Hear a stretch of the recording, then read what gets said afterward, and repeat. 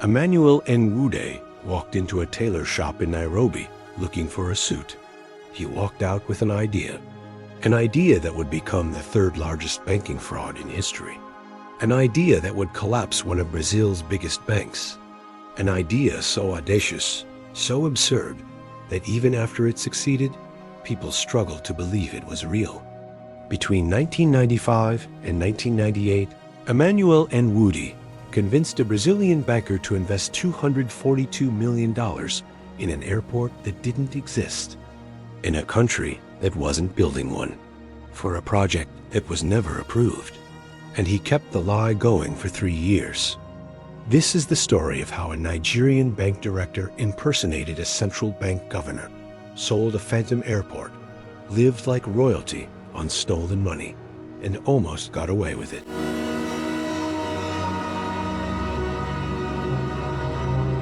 The 1990s were Nigeria's golden age of fraud. Military rule had hollowed out institutions. Corruption was everywhere. International sanctions isolated the economy. And a new generation of criminals discovered something powerful.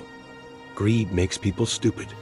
They called themselves 419 Boys, named after Section 419 of the Nigerian Criminal Code that outlawed fraud.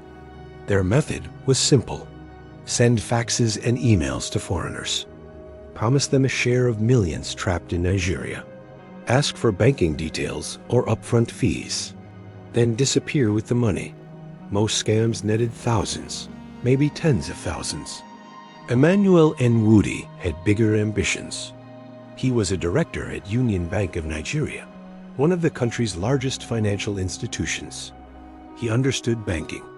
He had access to confidential documents. He knew how international deals worked. And he knew that the biggest scams don't target desperate people. They target greedy ones. In that Nairobi tailor shop, Emmanuel Nwude met James Kenyotu, Kenya's head of intelligence. They talked about business, about opportunities, about money.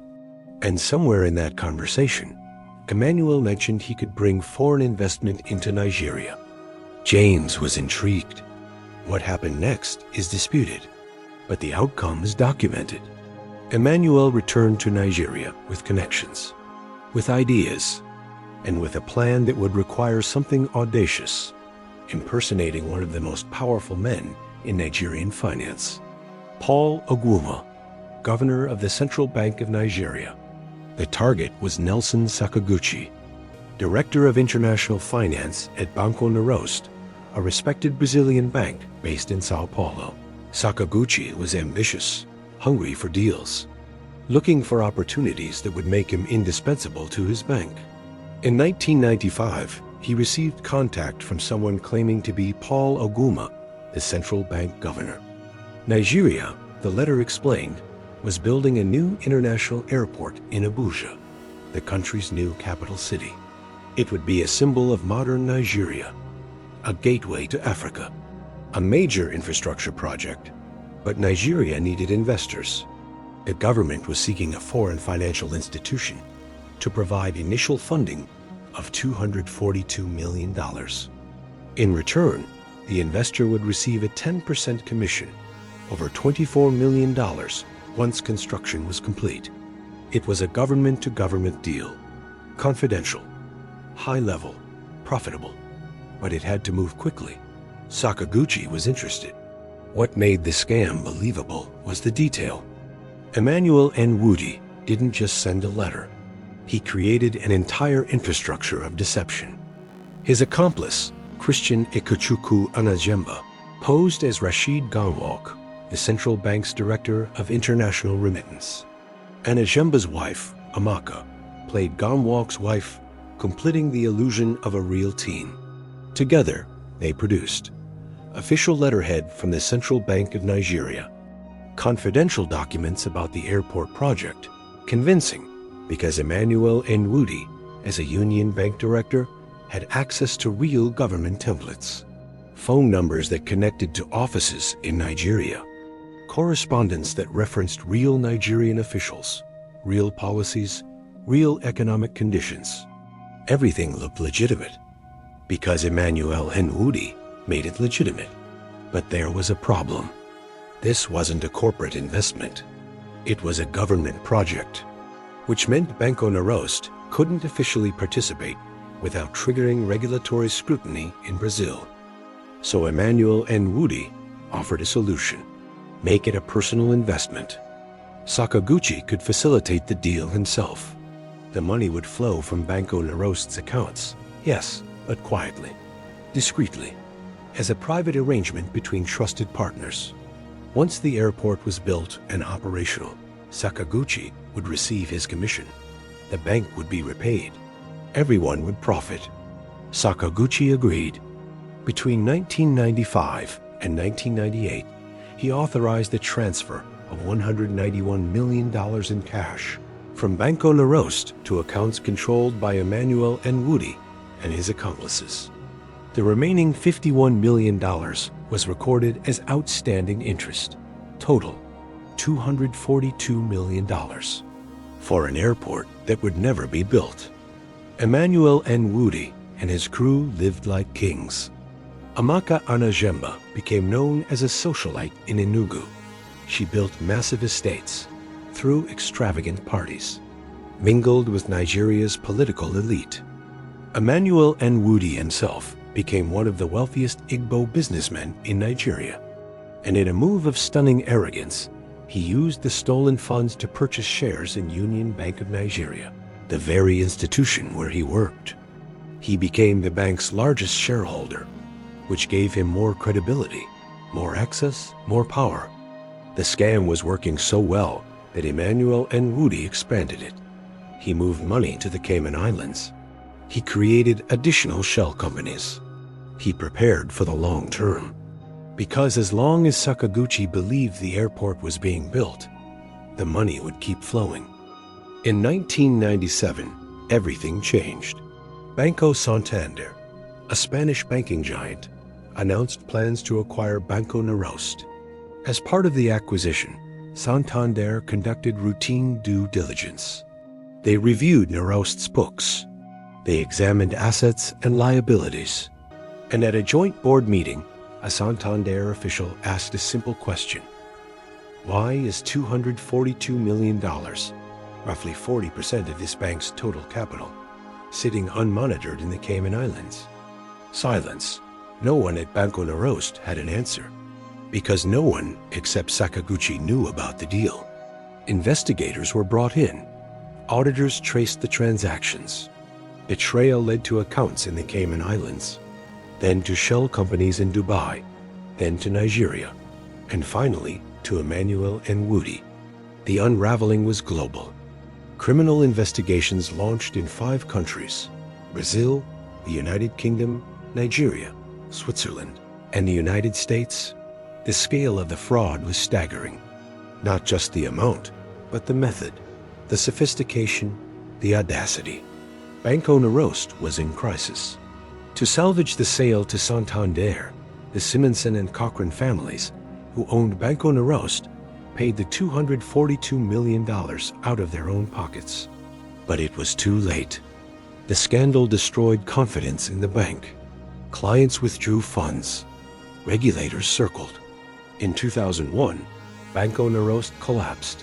One of Brazil's largest and most respected banks, gone, because of a fake airport.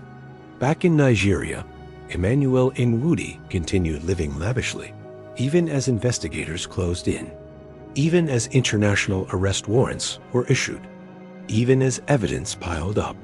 Because in Nigeria, in the late 1990s, the institutions that should have stopped him were part of the problem.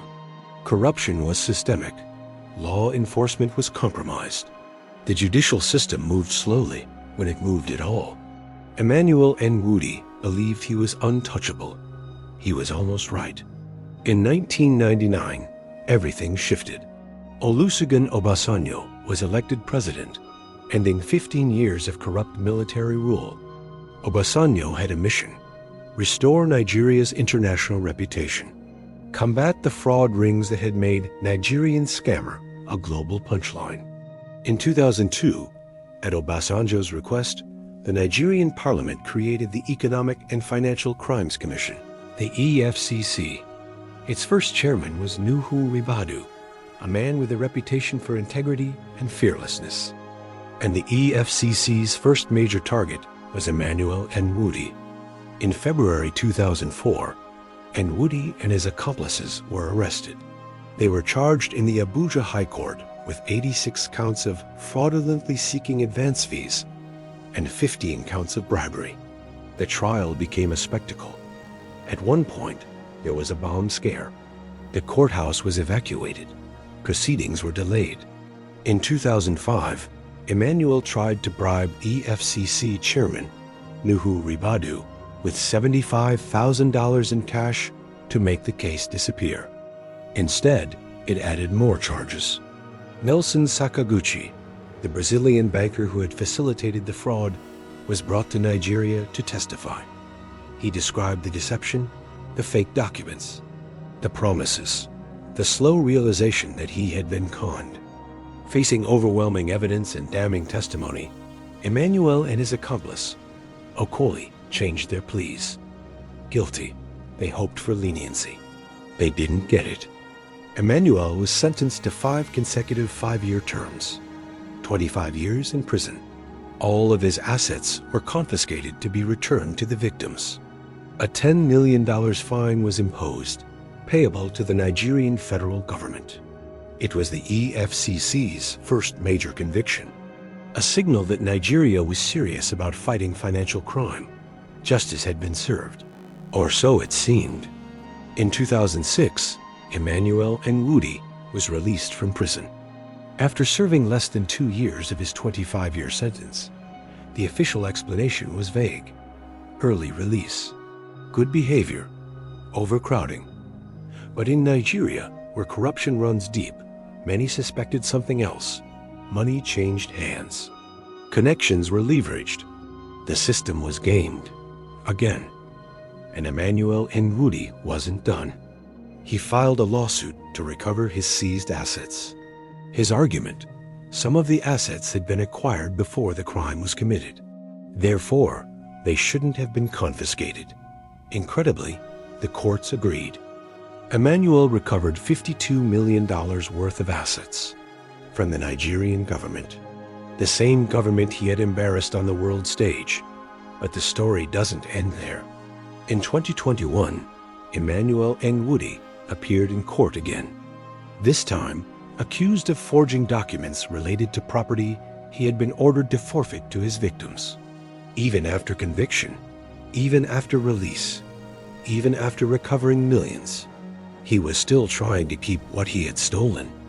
And in a final twist, in 2016, Amaka Anajemba, Emmanuel's accomplice who had posed as a finance ministry official during the scam, was appointed managing director of Enugu State Waste Management Agency by the state governor, an ex-convict, a confirmed fraudster, given a government position. The appointment sparked outrage, but it also revealed something deeper. In Nigeria, if you steal big enough, you don't just escape punishment. You get rehabilitated. The Emmanuel Nwude story is not just about one man's audacity. It's about systemic failure at every level.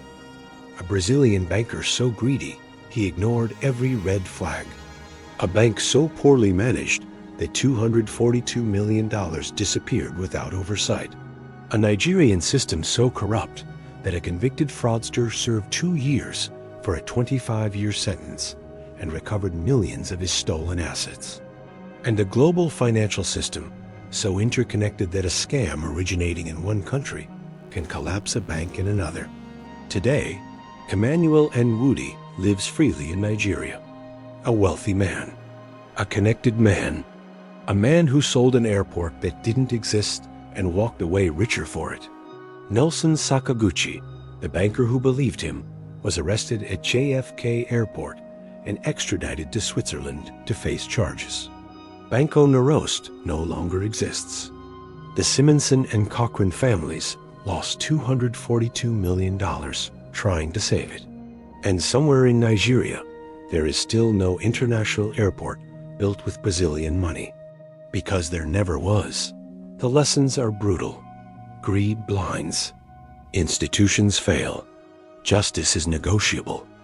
And in a world where a man can impersonate a central bank governor, forge government documents, collect $242 million for a phantom project, serve minimal time, and recover his assets, the scam isn't over. It's just waiting for the next Emmanuel Nwude, the next fake airport, the next banker who believes the lie. Because as long as there's money to be stolen and systems too weak to stop it, someone will always be selling what doesn't exist. And someone will always be buying.